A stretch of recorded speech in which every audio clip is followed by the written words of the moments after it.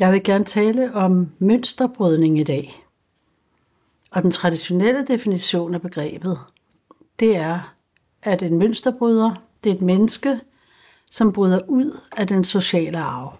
Et menneske, som er brudt med et opvækstmiljø, der socialt set er karakteriseret af faktorer som manglende uddannelse, arbejdsløshed, dårlig økonomi, ringe boligforhold, misbrug eller vold. Det er et menneske, der kæmper mod et negativt træk i familien. Det er ligesom den officielle definition af en mønsterbryder.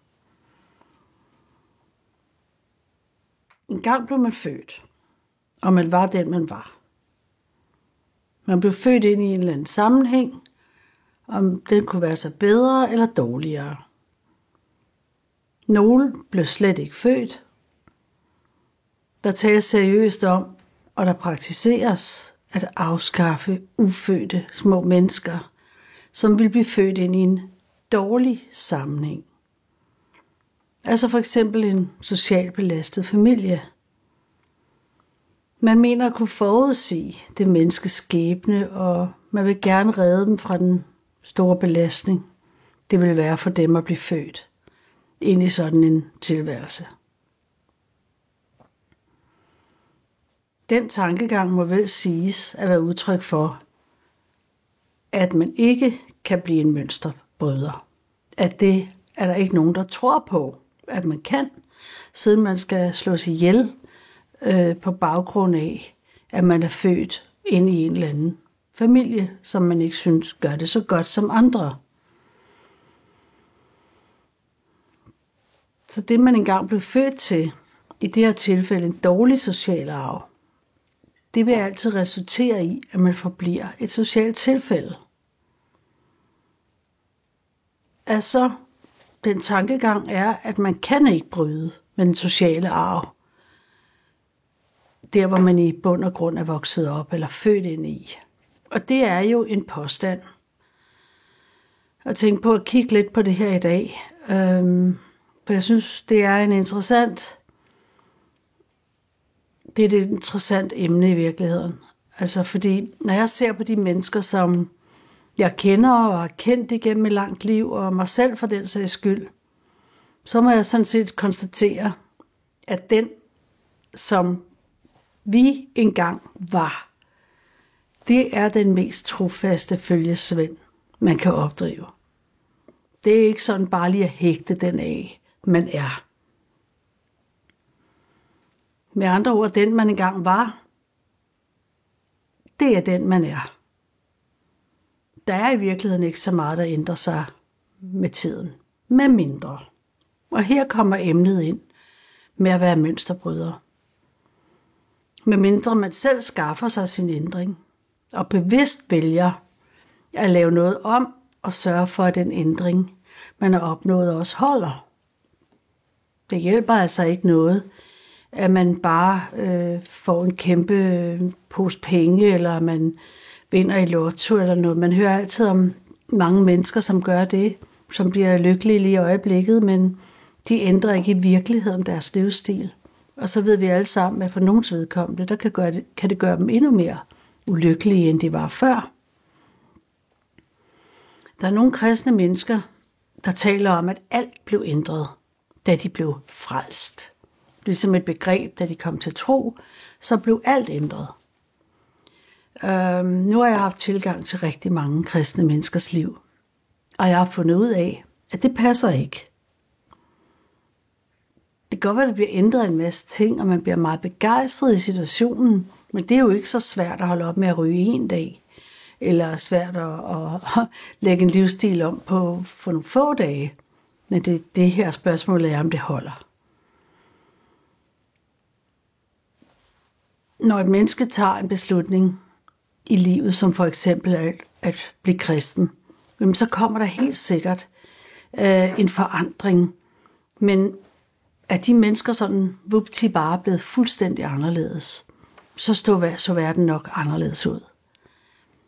Jeg vil prøve at komme med nogle eksempler, ligesom hvis man bliver frelst og finder ud af, at Jesus har taget vores synd på korset, og man bliver jublende glad og så videre, og man tiltræder den her tro, så er ligesom alle problemer løst. Det er det, jeg lige har nævnt. Men det er en påstand.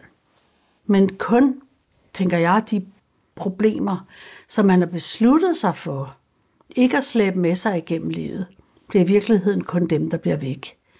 Altså for eksempel, man bliver frelst, man bliver troende, man bliver kristen. Jamen, man har et alkoholproblem, eller man er stoffer eller noget. Jamen, det er ikke altid bare sådan lige, det hele forsvinder overnight. Der kan selvfølgelig godt ske et mirakel, men min erfaring er, at de fleste, de tager nogle ting med sig. Og der er det jo, man må beslutte, om de ting skal fortsætte med at have magt over en. Og så har jeg så lagt mærke til, at der er en del børn, der skal have rettet deres tænder. Og når de får det her system, der er noget, der hedder Invisalign-system, og det er med, at man får sådan nogle bøjler, man skifter ud efter nogle uger, og min svigerdatter er faktisk i gang med det nu, selvom hun er voksen. Jamen, så skal hun have skiftet det her, og så skal hun så gå med det måske, jeg tror det er jo 10 måneder eller sådan noget. Og så skulle man jo tro, jamen så er det rettet, og så er det fint. Men så fortæller hun sandelig, at hun efter det er helt rettet, så skal hun bære en skinne resten af livet, som sørger for, at tænderne ikke rykker sig tilbage til det, de var før. Det er jo interessant. Hvad med, hvis man har et alkoholproblem, og man så, vupti, nu er jeg fri af det, og det er jo tit det, alkoholikere gør, de ligesom siger, nu har vi ryddet alle flaskerne væk, og jeg har ikke det her problem længere, og inden man ser sig om, så går de og drikker måske i smug, eller finder et eller andet sted. Og det er derfor, der er mange, der benytter sig af denne her AA-fællesskab, hvor de kan søge ind, og hvor de kan få, hvor på en måde stå til ansvar for deres liv. Har du drukket, siden du var her sidst, eller hvordan går det egentlig i virkeligheden, ikke? Eller man er blevet alt for tyk, og man beslutter sig for at gøre noget ved det, og taber sig. Og så er der mange af os, der ved, at hvis ikke man holder fast i, at de kilo, de heller ikke skal på igen, så kommer det ikke altid af sig selv. Man bliver nødt til at beslutte, og måske lave en plan for, hvordan de ikke bare hopper på en igen. Så fælles for alle de her eksempler, det er faktisk, at den du var engang, det er også den du er og vender tilbage til at være, hvis ikke du sørger for at bryde med det mønster, som du levede i før. Og det gælder os alle sammen. Vi kan motiveres udefra, og vi kan bede om hjælp og support. Men den, som vi var engang, bliver ved med at være der, hvis ikke den her udefra kommende motivation, den forvandles til en indefra kommende motivation, hvor man selv vælger at bryde det dårlige mønster. Så man kan få hjælp et stykke hen ad vejen, man kan blive opmuntret, og man kan blive fuldt hen på vej. Men hvis ikke der sker det her klik indeni, hvor man virkelig selv vil, så sker der i virkeligheden ikke en forandring. Jeg husker, at jeg læste om den her amerikanske talkshow-værtinde, som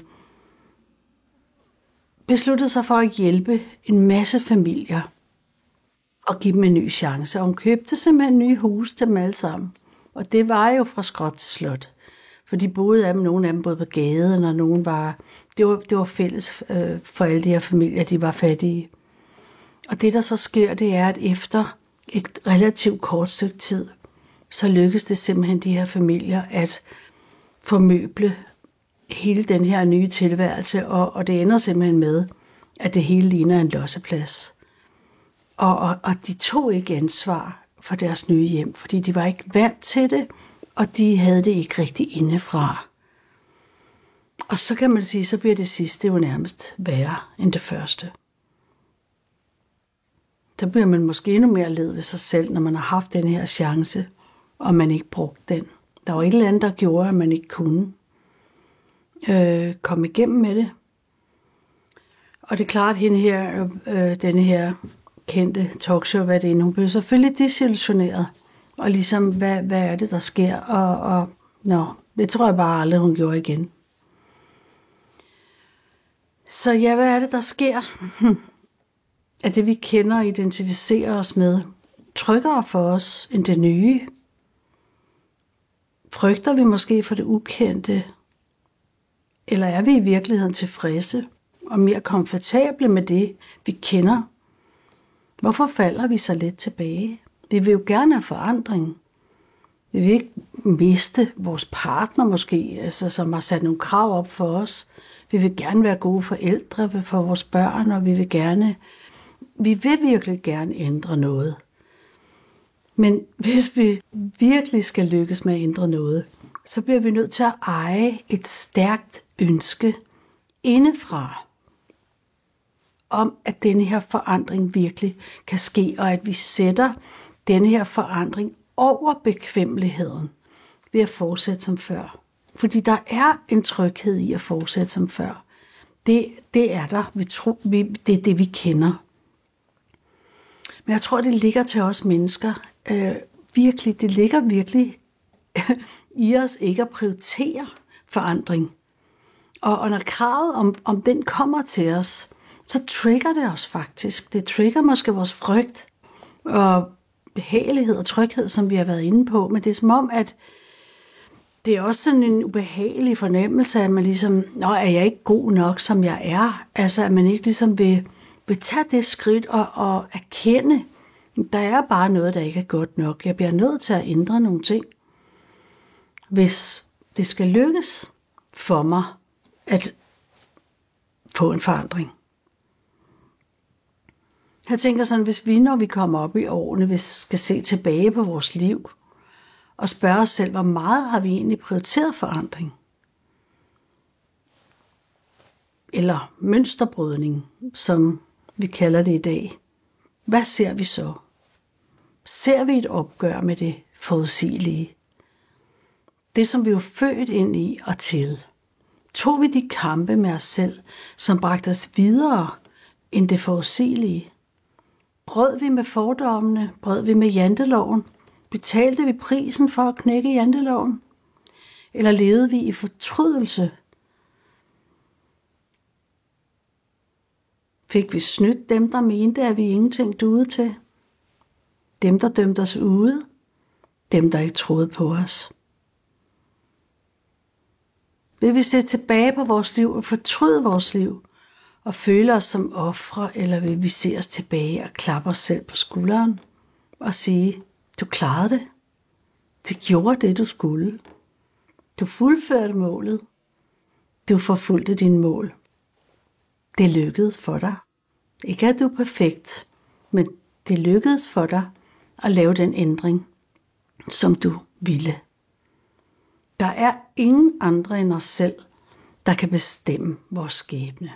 Ikke engang Gud vrider armen om på os og forlanger en forandring. Det afgør vi selv. Så tak fordi du lyttede med i dag.